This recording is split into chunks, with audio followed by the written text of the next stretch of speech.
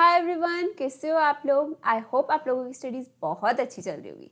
तो चलो उसको अच्छा बनाते हुए अपनी अकाउंट्स की रिवीजन सीरीज को कंटिन्यू करते हैं और आज हम रिवाइज करेंगे बायबैक ऑफ सिक्योरिटीज़। आपको पता है इस टॉपिक के बारे में बेस्ट थिंग क्या है कि आपका बहुत ही ज़्यादा स्कोरिंग टॉपिक है और स्कोरिंग के साथ साथ ये उतना ही ईजी भी है। इसको रिवाइज करने में आपको कितना टाइम लगेगा? Around 30 to 40 minutes. और अगर आप चाहो तो इसके साथ क्वेश्चंस भी कर सकते हो, उसमें आपको अराउंड कितना लगेगा? 1.5 आवर्स। तो 1.5 आवर्स में आप पता है कितने मार्क्स इंक्रीज कर सकते हो अपनी? आप इजीली अपने 5 to 8 मार्क्स इंक्रीज कर सकते हो, क्योंकि जनरली आपने देखा होगा कि बायबैक आपका 5 to 8 मार्क्स की कवरेज रखता है एग्जाम में। So without wasting any time let's start with the revision of buyback of securities. सबसे पहले मीनिंग ऑफ बायबैक। बायबैक का मीनिंग क्या होता है? नाम से ही पता चल रहा है कुछ चीज को वापस खरीदना। Buyback of shares means purchase of its own shares by a company. Means कोई कंपनी अपने शेयर्स को वापस परचेज कर रही है। It results in decrease in share capital of the company. For example, अगर आपने पहले इशू करे हुए थे 10,000 शेयर्स, अब आप क्या कर रहे हो, उसमें से 2,000 शेयर्स बायबैक कर रहे हो, मतलब खुद से परचेज कर रहे हो, तब आपके नंबर ऑफ शेयर्स कितने रह जाएंगे? 8,000। तो आपकी क्या डिक्रीज हो जाएगी? Share capital. A company cannot buy its own shares for the purpose of investments. They have to be cancelled by the company. आप ऐसा नहीं कर सकते कि आपको हम अपनी शेयर कैपिटल भी 10,000 रखेंगे और जो हमने शेयर्स परचेज करे ना उसको इन्वेस्टमेंट इन ओन शेयर्स दिखाएंगे। नहीं, दैट इज नॉट अलाउड। आपको अपनी शेयर कैपिटल को रिड्यूस करना पड़ेगा, कैंसिल करना पड़ेगा। अब आप कहोगे कि ऑब्जेक्टिव क्या है? पहले आपने शेयर्स इशू करे, अब आप बायबैक करो। So what is the objective of buyback या advantages of buyback? To increase earning per share. जो आपकी अर्निंग्स थी पहले वो कितने शेयर्स में डिस्ट्रीब्यूट हो रही थी? 10,000 में, अब वो कितने में डिस्ट्रीब्यूट होगी? 8,000। तो आपका ईपीएस इंक्रीज हो जाएगा। To increase promoters holding. Promoters मतलब जो आपके प्रोमोटर है, जो उस कंपनी के ओनर्स, उनकी क्या हो जाएगी? होल्डिंग इंक्रीज हो जाएगी। To discourage others to make hostile bid. Hostile bid को आप अवॉइड कर सकते हो। हॉस्टाइल बिड मतलब आपका कोई कॉम्पिटिटर आपका जो है ओपन मार्केट से शेयर्स परचेज कर रहा है, तो आप उसको अवॉइड कर सकते हो। To support the share price on stock exchange, to pay surplus cash to shareholders when the company does not need it for a business। ये आपका बेसिक था ऑब्जेक्टिव्स या advantages of buyback.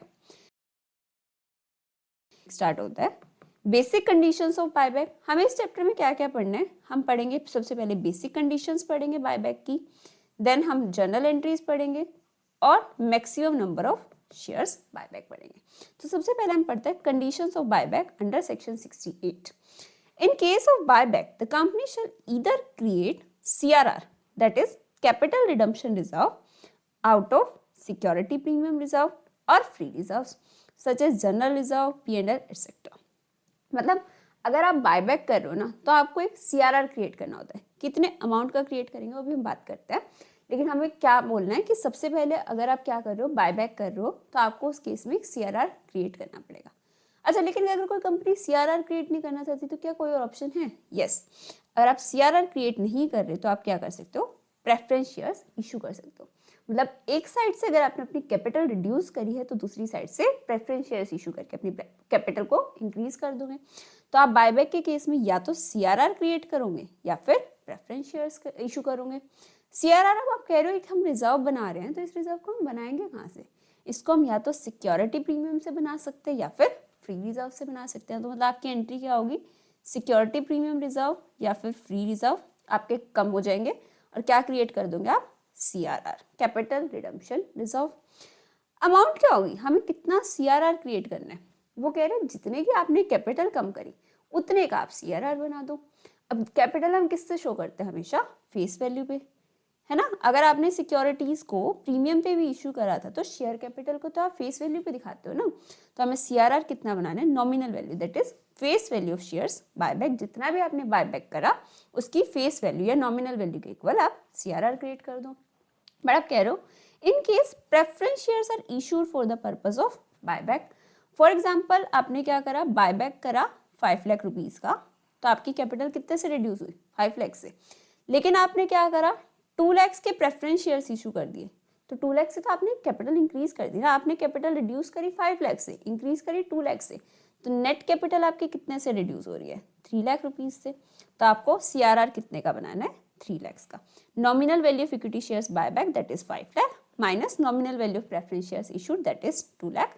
So CRR equals to rupees 3 lakhs. मतलब हमने क्या conclude करा, जितने से आपकी कैपिटल कम हो रही है उतने का ही हमें CRR बनाना है.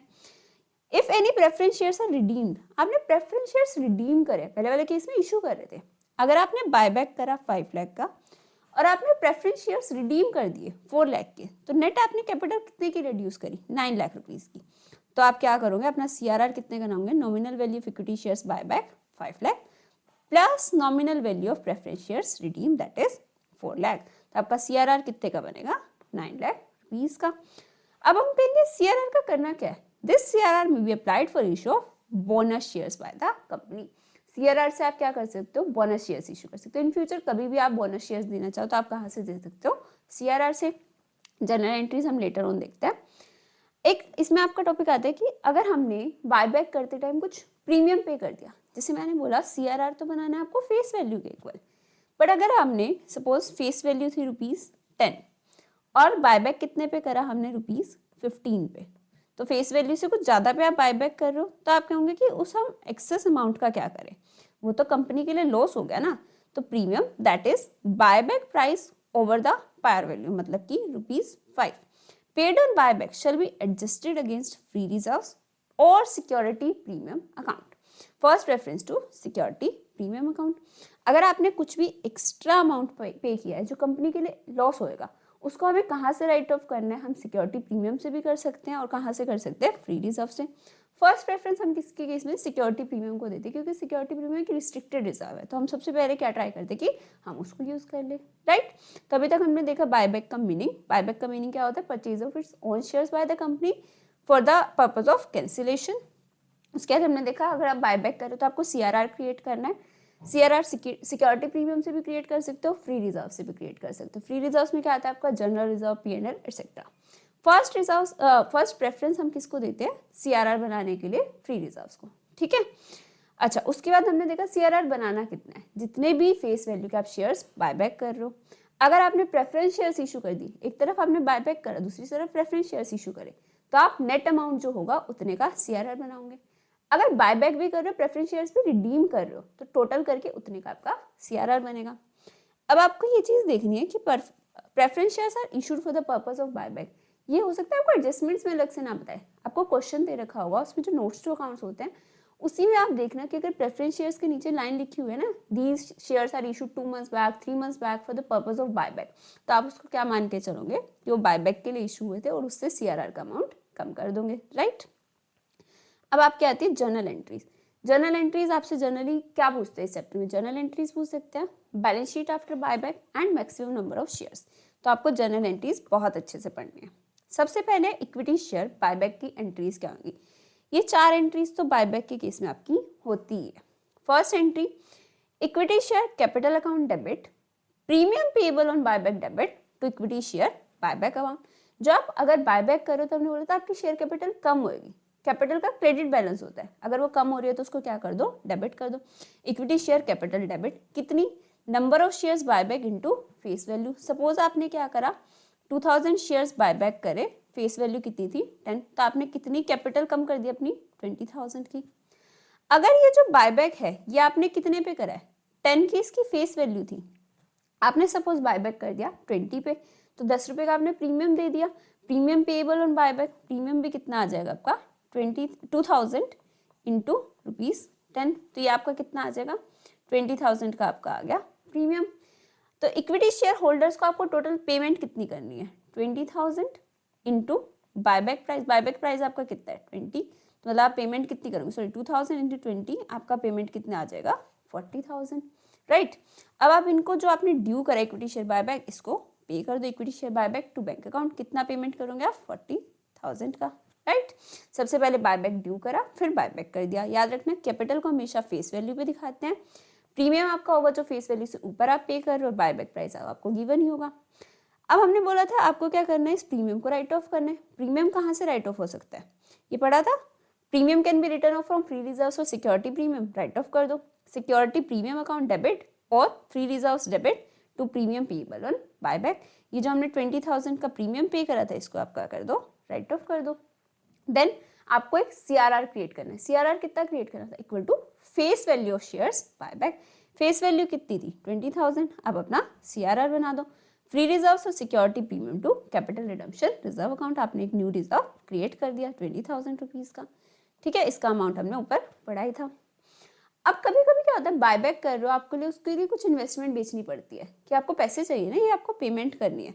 तो अगर उसके लिए आपको क्वेश्चन में बोला आपको इन्वेस्टमेंट सेल करो, एंट्री क्या होगी, इन्वेस्टमेंट अकाउंट डेबिट, आप sorry bank account debit to investment account, bank में पैसे आ जाएंगे, इन्वेस्टमेंट आपकी चली जाएगी, bank account debit to investment account. कुछ प्रॉफिट लॉस हुआ है, सपोज आपने 2 लाख वाली इन्वेस्टमेंट कितने पे सेल कर दी, 3 लाख रुपीज़ पे, तो बैंक में कितने पैसे आएंगे 3 लाख रुपीज़। इन्वेस्टमेंट कितने से कम होंगे 2 लाख रुपीज़ से, तो 1 लाख का आपको क्या हो जाएगा प्रॉफिट, जो कहाँ पे चला जाएगा P&L अकाउंट में। तो बेसिक एंट्री है।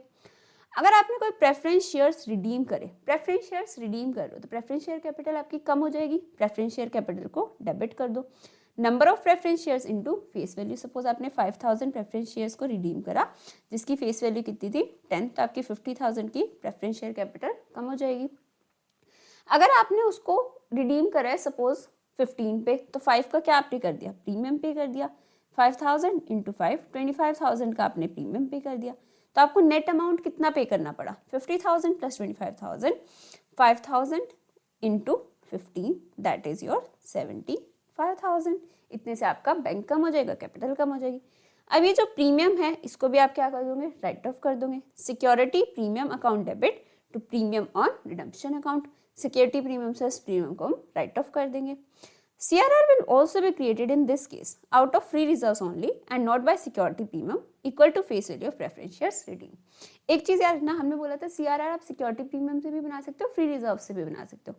तो जो बायबैक वाला है ना उसके लिए वो अप्लाई होता है, अगर आप प्रेफरेंस शेयर्स रिडीम कर रहे हो तो उसका जो CRR होता है वो हमेशा सिर्फ फ्री रिजर्व से बनता है।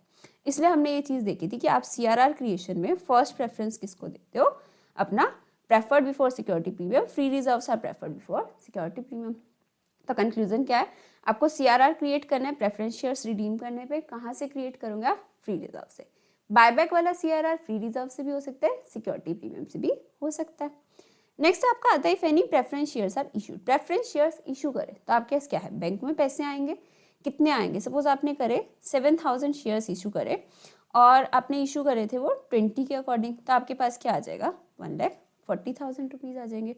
टू प्रेफरेंस शेयर कैपिटल, उसमें से जितनी फेस वैल्यू थी 7,000 इंटू अगर आपकी फेस वैल्यू थी 10 तो 70,000 की आपकी क्या आ गई कैपिटल आ गई, और रिमेनिंग अमाउंट आपका क्या आ गया 7,000 इंटू 10 70,000 का आपका प्रीमियम आ गया, ठीक है। ये नॉर्मल था, आपका प्रेफरेंस शेयर्स इशू हुए। तो ये दो एंट्रीज एक बारी बाद में देखते हैं। उससे पहले आप देखो if any bonus shares are issued, हमने ऊपर पढ़ा था कि CRR से आप क्या कर सकते हो बोनस इशू कर सकते हो। तो अगर आप बोनस इशू कर रहे हो तो आपका CRR का बैलेंस कम हो जाएगा, रिजर्व है, रिजर्व से आप क्या कर रहे हो बोनस इशू कर रहे हो। CRR account debit to bonus shares account, bonus shares account debit to equity share capital account, आपका CRR कम हो गया, कैपिटल इंक्रीज होगी। एक चीज याद रखना, अगर सपोज आपके पास पहले थे 1 लाख शेयर्स, ठीक है, इनिशियली आपको बोला उसमें से आपने बायबैक कर लिए 15,000, तो अब आपके पास कितने शेयर्स बच रहे 85,000, तो आपको 85,000 पे बोनस रेशियो लगानी है, ना कि 1 लाख पे, क्योंकि 15,000 तो आप बायबैक कर चुके ना, तो शेयर्स ही नहीं है तो उस पर थोड़े बोनस दोगे, तो आपको किस पे लगानी है 85,000 पे, और इसको आप किस पे शो कर दोगे फेस वैल्यू पे। यहाँ तक क्लियर।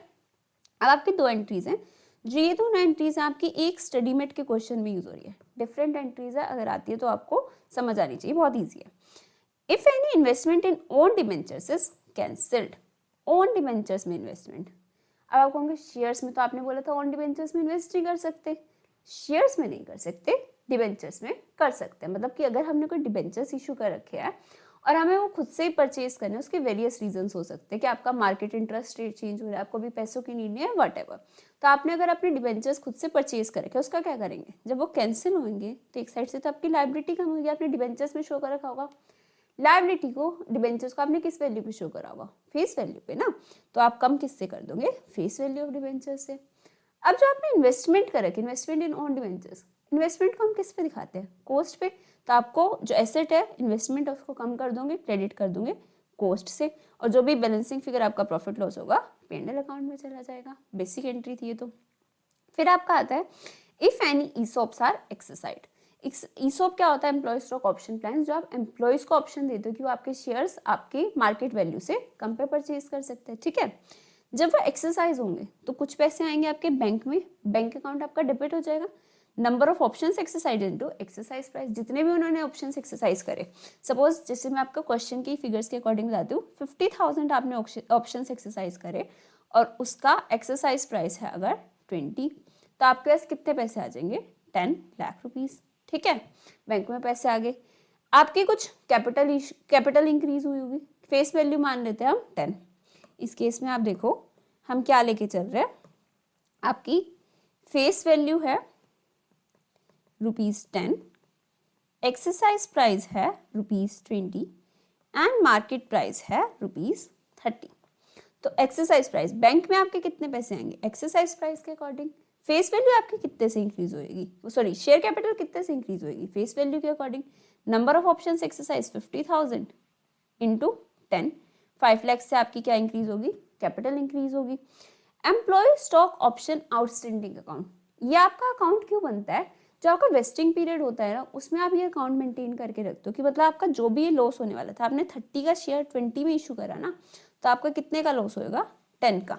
तो आपने इसके कोरस्पॉन्डिंग एक अकाउंट बना रखा था, employ stock option outstanding account. अब उसका बैलेंस खत्म हो जाएगा, तो आपका कितने का लॉस हो रहा है? 50,000 ऑप्शन एक्सरसाइज हुए और उन पे आपका लॉस कितने का? 10 का। तो 5 लाख का employ stock option outstanding account debit हो जाएगा, जितना भी आपका लॉस हो रहा है, market price minus exercise price into number of options exercise.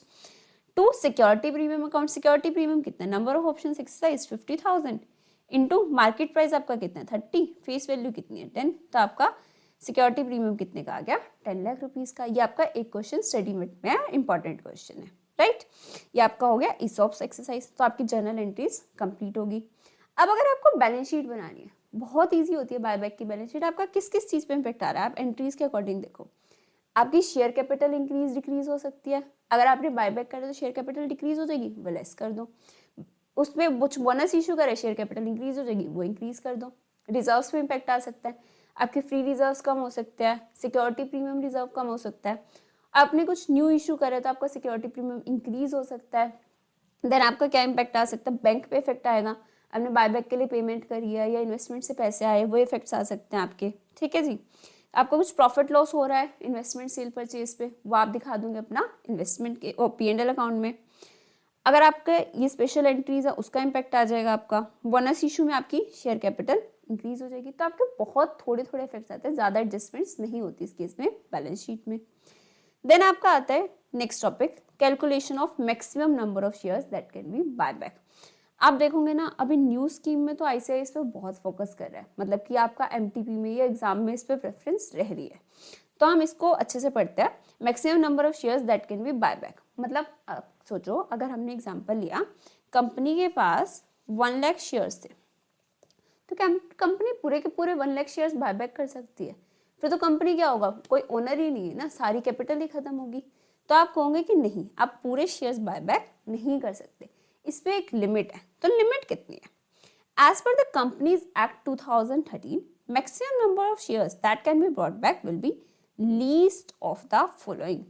ये आप 3 टेस्ट परफॉर्म करते हो और तीनों में से जो भी कम होता है ना, आप उतना बायबैक कर सकते हो। लीस्ट ऑफ द फॉलोइंग, नाम याद रखना टेस्ट के, क्योंकि कभी कभी MCQs में वो आपसे टेस्ट वाइज पूछते हैं। फर्स्ट MCQ पूछ लिया शेयर आउटस्टैंडिंग टेस्ट के अकॉर्डिंग कितना बायबैक कर सकते हो, नेक्स्ट में पूछा रिसोर्स टेस्ट एंड थर्ड में पूछा डेट इक्विटी रेशियो। तो आपको पता होना चाहिए कौन से टेस्ट में कैसे कैलकुलेशन होती है। First is share outstanding test, कितना नाम से ही पता चल रहा है, जितने शेयर्स आउटस्टैंडिंग है उसका कुछ परसेंट होगा। The number of shares buyback shall B not exceed 25% of shares outstanding, that is number of shares outstanding into 25%। Suppose आपके पास थे 1 लाख शेयर्स, कितना बायबैक करा? 25%, तो कितना आ गया? 25,000। तो आपने कितना बोला? 25,000 से ज्यादा आप बायबैक नहीं कर सकते as per share outstanding test. But ये तो अभी एक टेस्ट परफॉर्म करा ना, हमें तो लीस्ट देखना है, तो नेक्स्ट टेस्ट पे जाओ। Next is resource test. The buyback must be equal or less than 25% of the total paid up capital and free reserves of the company. Percentage देख लो सेम है 25%। किसका परसेंटेज देखना है आपको? Total paid up capital and free reserves. तो total paid up capital और free reserve का 25% निकाल लो।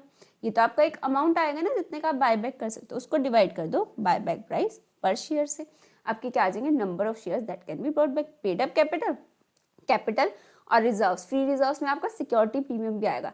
याद रखना इस चैप्टर के लिए फ्री रिजर्व्स में हमेशा आपका सिक्योरिटी प्रीमियम इंक्लूडेड रहेगा। तो फ्री रिजर्व्स को ऐड कर दो, उसका 25% निकाल लो, जो अमाउंट आएगा उसको बायबैक प्राइस से डिवाइड कर दो, आप उतना बायबैक कर सकते हो। Next is debt equity ratio test. Debt equity ratio क्या होती है? आपका डेट इज टू इक्विटी, मतलब इक्विटी से कितना टाइम्स आपका डेट है। तो आपका आइडियल रेशियो होता है 2:1। The ratio of debt owned by the company both secured and unsecured, secured unsecured दोनों लेते हैं आप, शॉर्ट टर्म लॉन्ग टर्म सब तरह के डेट लोगे। After such buyback is not more than twice the total of its paid up capital and its free reserves.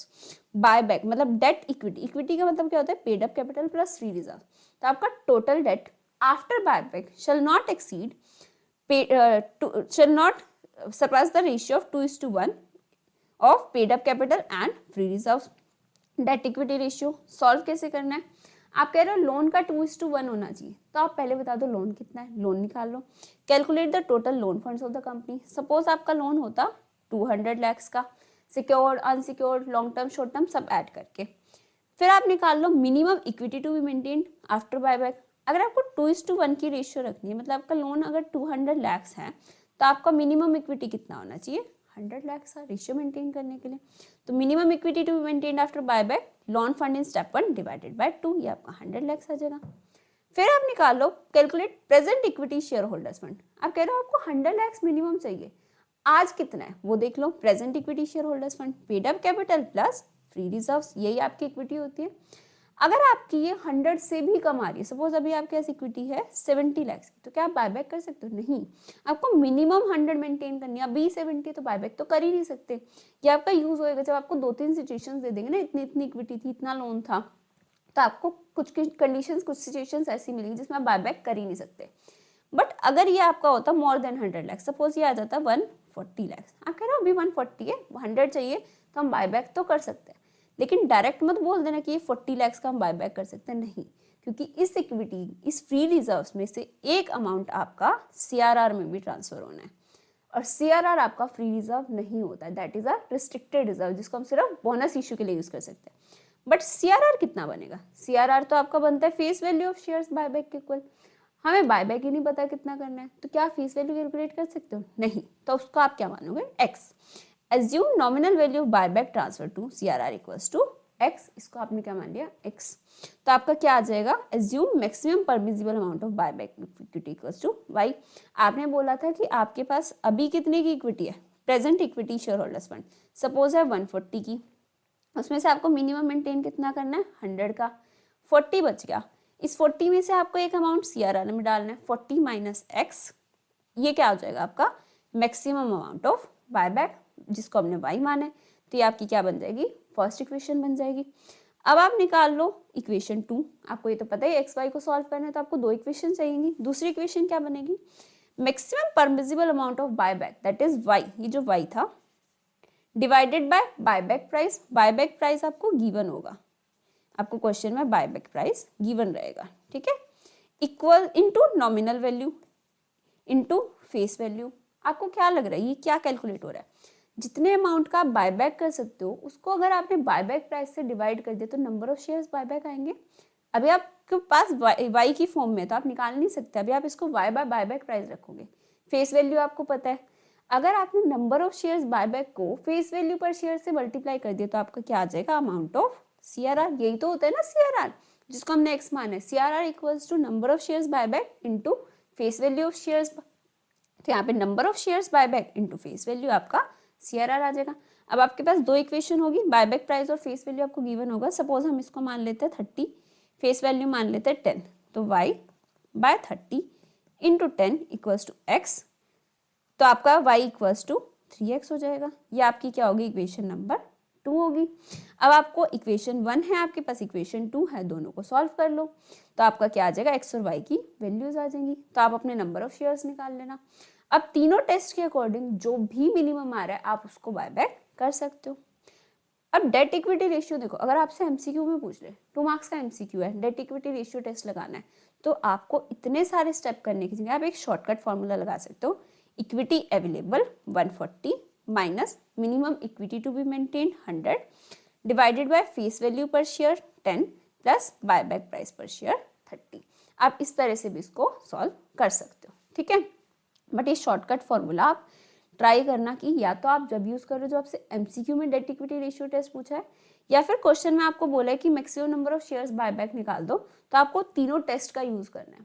कभी कभी ना क्वेश्चन आएगा, आपको 5 मार्क्स का क्वेश्चन आ रहा है और सिर्फ डेट इक्विटी रेशियो टेस्ट लगाने को बोला है कि डेट इक्विटी रेशियो टेस्ट के अकॉर्डिंग बता दो कितना बायबैक कर सकते हो। तो आप खुद बताओ 5 मार्क्स के लिए इतना सा लिखना क्या इनफ होगा? नहीं।